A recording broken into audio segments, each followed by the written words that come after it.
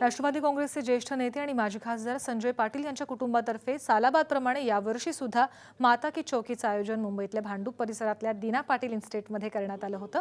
यामध्ये संजय पाटील यांच्या कुटुंबियांसह भांडूप परिसरातल्या नागरिकांनी मोठ्या प्रमाणावर सहभाग घेतला।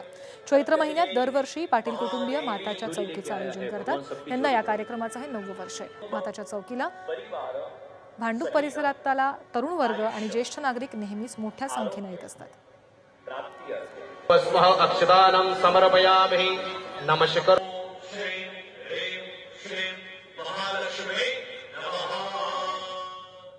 नवरात्रीमध्ये आम्ही माता की चौकी ठेवतो।